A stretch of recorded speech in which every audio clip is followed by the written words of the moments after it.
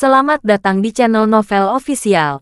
Sebelum kalian mendengarkan novel Pesona Pujaan Hati, jangan lupa like, share, and subscribe. Kalau tidak ku sentil jantung kalian. Hehehehe.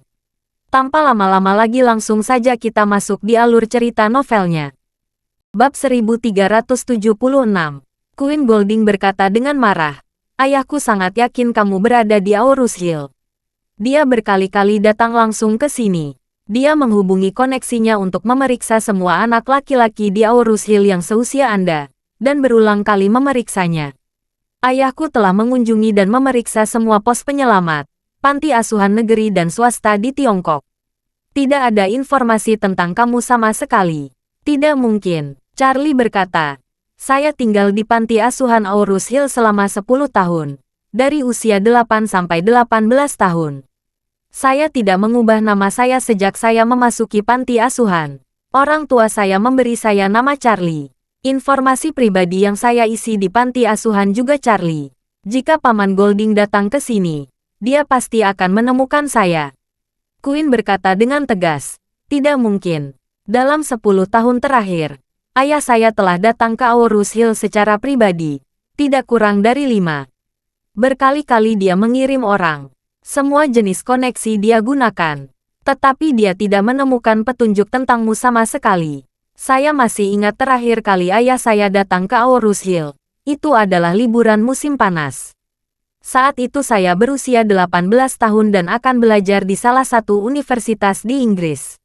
Saya memaksa ayah saya berkunjung terlebih dahulu ke Aurus Hill. Akhirnya ayah membawa saya ke sini. Kami berdua di sini selama 2 minggu. Saya menggunakan ratusan bawahan, informan, dan penyelidik swasta untuk memilah semua jenis petunjuk. Tetapi saya masih belum bisa menemukan informasi diri Anda. Charlie mendengarkan kata-kata Queen, melihat ekspresi yang sangat serius dan bersemangat, dan ketakutan memenuhi hatinya. Sejak kematian orang tuanya, Charlie jarang merasa tegang. Tetapi saat ini, dia tiba-tiba merasakan ketegangan. Dia mulai curiga ada upaya tipu muslihat informasi masa kecilnya yang tragis. Ini mengejutkannya. Dia telah berada di panti asuhan selama 10 tahun. Jika Yule Golding berusaha menunjukkan beberapa kali, dia akan ditemukan. Lalu apa yang membuatnya tidak bisa menemukan dirinya yang selama ini tinggal di panti asuhan Aurus Hill? Apa ada yang salah dengan panti asuhan? Mungkinkah panti asuhan sengaja menyembunyikan informasi pribadinya? Lalu siapa yang meminta panti asuhan melakukan ini? Lalu apa motivasi orang yang mengikuti instruksi ini? Dia tiba-tiba berpikir bahwa keluarga Wade seharusnya tidak membiarkan dirinya berada di Aurus Hill selama bertahun-tahun. Selain itu, mereka dapat mengambil jenazah orang tua mereka dan kembali ke Westcliff untuk dimakamkan. Ini membuktikan mereka mengetahui perjalanan orang tua dan mereka bertiga sekeluarga dengan sangat baik. Dengan kata lain, keluarga Wade pasti sudah lama mengetahui bahwa dia berada di panti asuhan Aurus Hill. Bahkan sangat mungkin bahwa selama bertahun-tahun, dia tidak pernah lolos dari pengawasan keluarga Wade. Ini juga menjelaskan mengapa Stephen Thompson dapat dengan mudah menemukan dirinya di rumah sakit.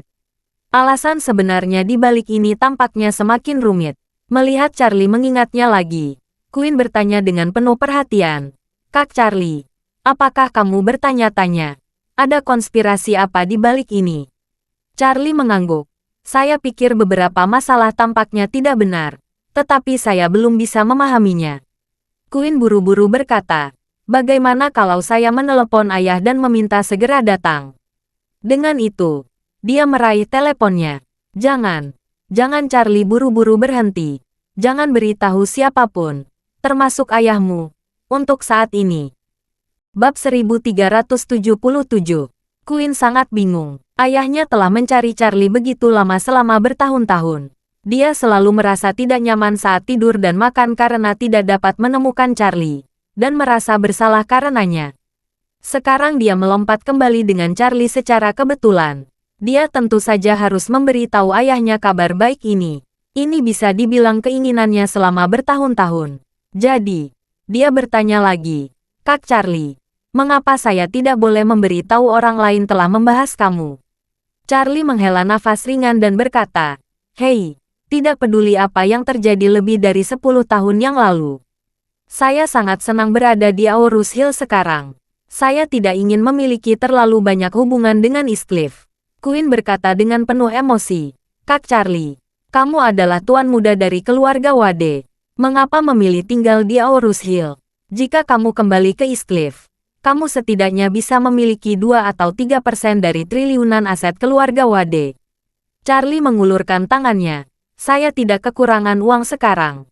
Saya juga tidak terlalu tertarik dengan aset keluarga Wade. Saya hanya ingin menjalani kehidupan yang damai dan stabil di Aurus Hill bersama istri saya. Istri, Queen berseru. Kakak Charlie, kamu sudah menikah. Ya, Charlie berkata dengan santai. Aku sudah menikah 3 tahun ini. Queen tercengang. Dan dia berkata, Kak Charlie, apa kamu lupa kita berdua memiliki janji pernikahan? Janji pernikahan. Charlie sedikit malu, mencibir, dan berkata, janji pernikahan itu hanyalah lelucon antara orang tua kita ketika kita masih kecil.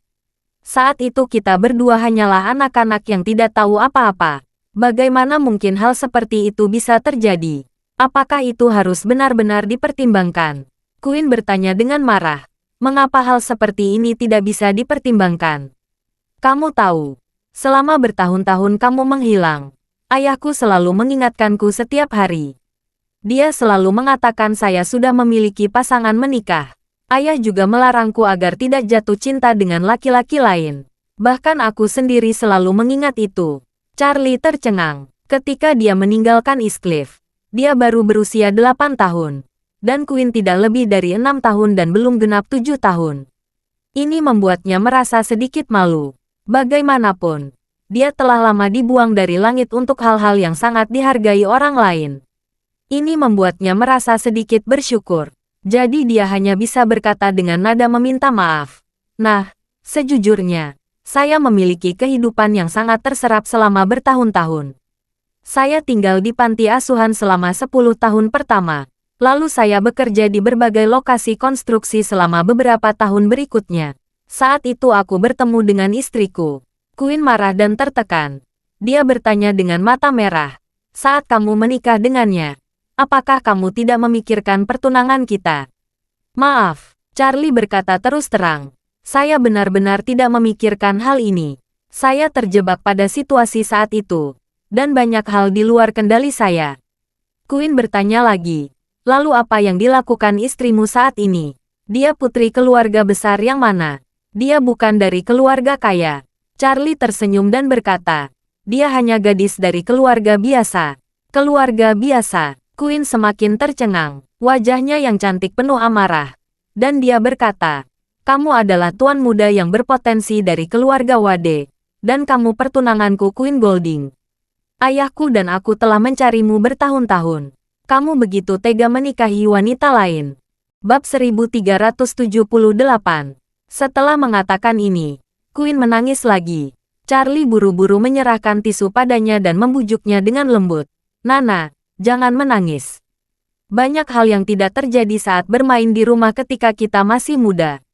Saya akui saya sendiri mengabaikan masalah ini.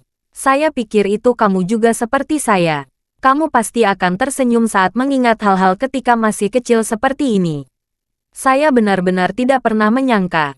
Kamu dan Paman Golding selalu mencari saya selama bertahun-tahun. Queen berkata dengan marah. Bermain rumah. Hanya tersenyum. Ayahku berkata pada Paman Wade dan Bibi Wade saat itu. Juga, kamu telah tinggal di Eastcliff selama 8 tahun. Kamu seharusnya tahu apa yang paling tidak disukai oleh keluarga besar Eastcliff. Mereka tidak akan membiarkan anak-anak mereka memasuki industri hiburan. Bahkan ahli waris keluarga besar tidak diperbolehkan menikahi bintang wanita dari industri hiburan. Karena di mata mereka, tidak peduli seberapa terkenal bintang-bintang di industri hiburan, mereka hanyalah aktor dan bawahan. Apa kamu tahu kenapa aku ingin masuk ke industri hiburan? Charlie menggelengkan kepalanya dan bertanya tanpa sadar. Mengapa? Saya ingin mencari kamu. Saya ingin menjadikan diri saya seorang bintang dan diperhatikan oleh orang-orang di seluruh negeri dan bahkan orang Cina di seluruh dunia. Sehingga mungkin saja kamu akan melihat saya, mengenali saya, dan menemukan saya. Charlie berkata dengan malu. Kamu telah banyak berubah menjadi bubar saat masih kecil. Jika kamu tidak mengatakan nama panggilanmu, aku mungkin tidak akan mengenalimu sama sekali. Queen Golding bertanya balik. Apakah kamu pernah melihat salah satu wawancara eksklusif saya? Setiap kali saya diwawancarai, saya akan mengatakan nama panggilan saya adalah Nana di depan semua media.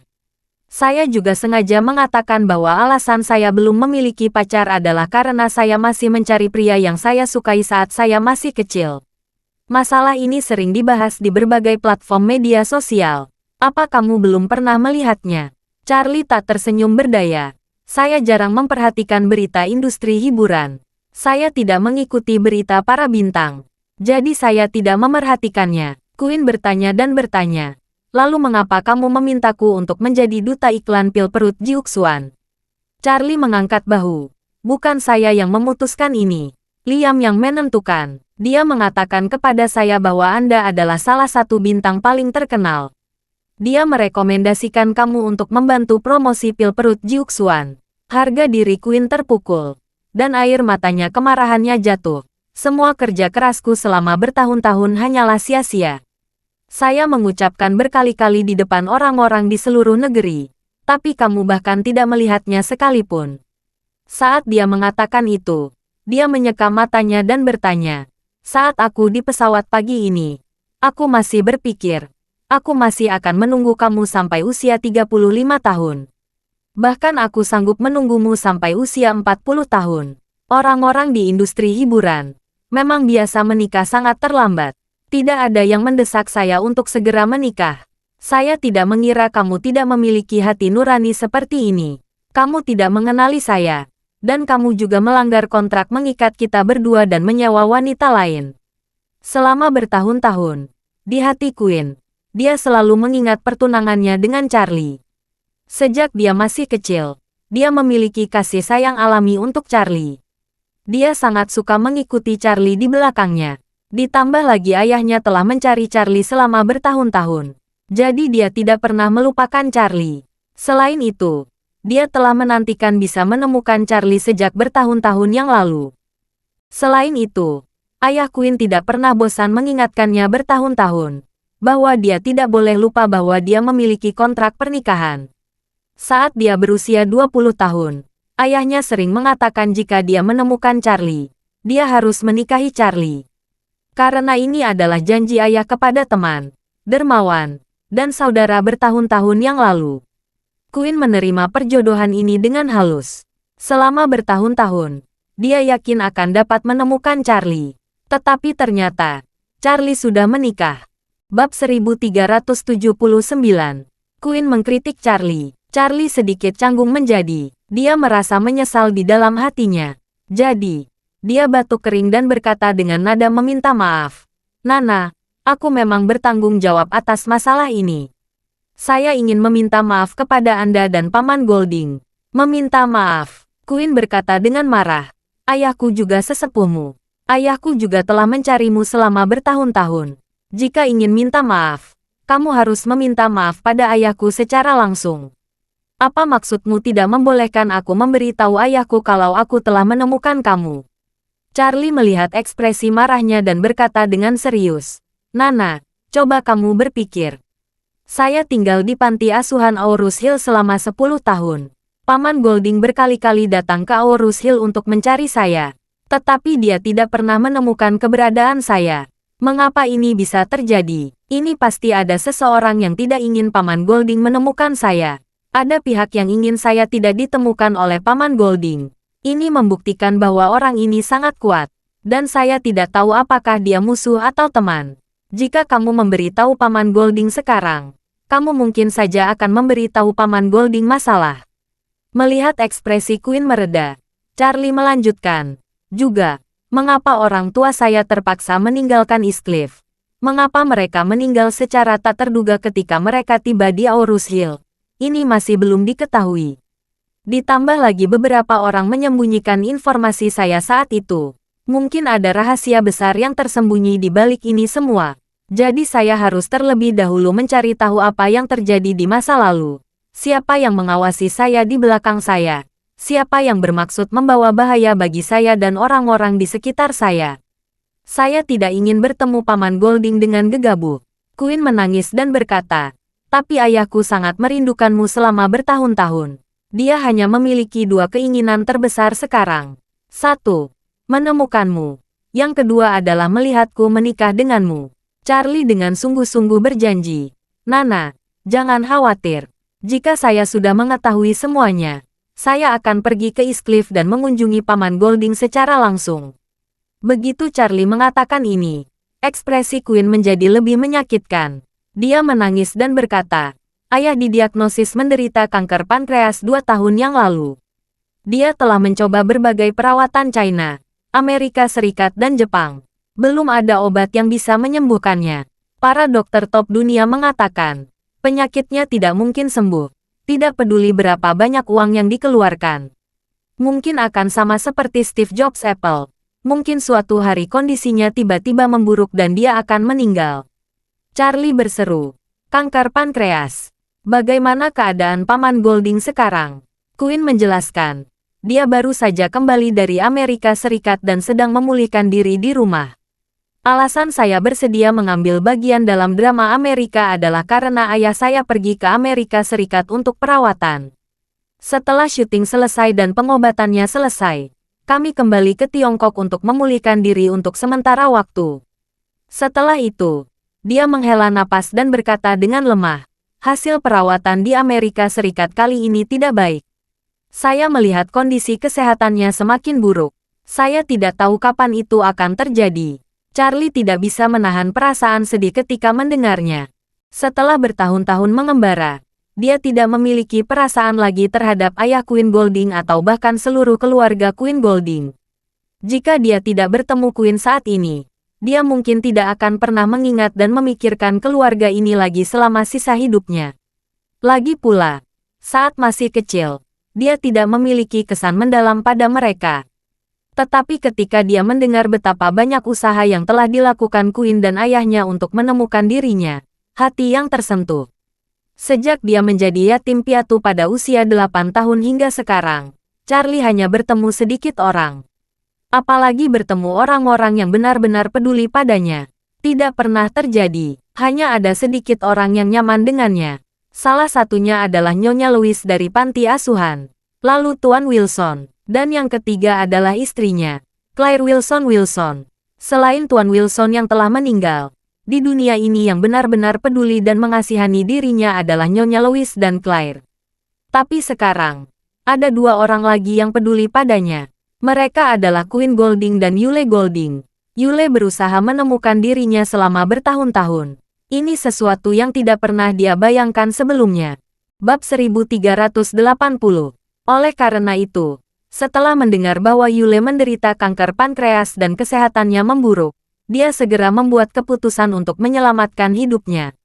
Charlie berjanji pada Queen, baiklah, setelah kita selesai membahas kerjasama, kamu akan kembali ke Eastcliff dulu. Dalam beberapa hari, saya akan menemui Eastcliff diam-diam untuk membahas Paman Golding. Saya memiliki obat mujarab milik saya sendiri dan akan menyembuhkan penyakitnya. Queen Golding bertanya sambil tercengang. Kamu memiliki obat mujarab yang bisa menyembuhkan penyakit mematikan ini. Dokter di seluruh dunia telah memberitahu saya, penyakit mematikan ini tidak dapat disembuhkan. Charlie berkata dengan serius, tidak nyaman di suhu dingin untuk menjaga ini saat ini. Tapi jangan khawatir, karena aku sudah menyatakan, aku pasti akan menghormati janjiku. Charlie memiliki ramuan di tangannya. Ramuan yang dia perbaiki untuk pertama kalinya sudah mampu menyembuhkan paraplegia tingkat tinggi, yang hampir tidak mungkin disembuhkan dalam pengobatan modern.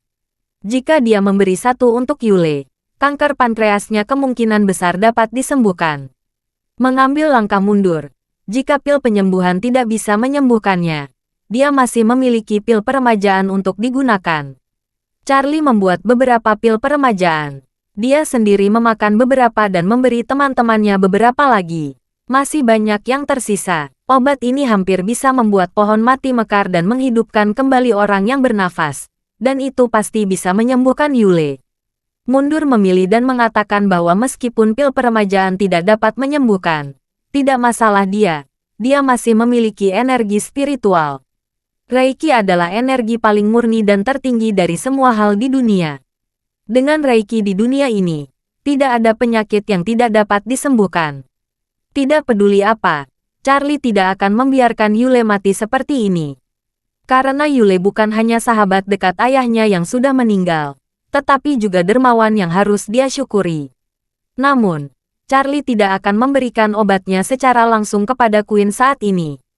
Karena obat yang dia buat sendiri ini sudah menyebabkan masalah, yaitu Ichiro dari Kobayashi Pharmaceutical yang sangat ingin mencurinya. Anthony menguasai pengobatan dan seni bela diri Cina, jadi dia tidak perlu merasa khawatir jika Anthony menyimpan pil ajaibnya.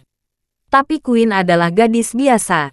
Dia tidak akan membiarkan membawa obat ini. Akan lebih aman jika dia membawanya langsung ke Yule beberapa hari ke depan. Pada saat ini, Queen masih sedikit skeptis dengan kata-kata Charlie. Lagi pula, sejak ayahnya jatuh sakit hingga saat ini, dia telah mempelajari banyak dokumen yang relevan. Dia mengetahui penyakit ini memang sangat pesimis dibudidayakan. Tidak ada obat khusus yang dapat menyembuhkan penyakit ini di dunia. Namun, Charlie mengungkapkannya dengan tegas. Selain itu, jika Charlie tidak dapat menyembuhkan ayahnya, dia bersedia pergi ke East Cliff untuk bertemu ayahnya. Ayahnya pasti akan sangat senang kembali bersama Charlie. Menderita penyakit serius dan tidak ada cara untuk menyembuhkannya. Membuat pasien bahagia adalah hadiah terbaik. Jadi, dia bertanya dengan ragu-ragu, "Kak Charlie, kamu benar-benar akan datang ke East Cliff untuk membahas ayah saya secara langsung beberapa hari mendatang?" Charlie mengangguk dengan tegas. Pasti. Terima kasih sudah mendengarkan cerita novel Pesona Pujaan Hati. Sampai jumpa di novel selanjutnya.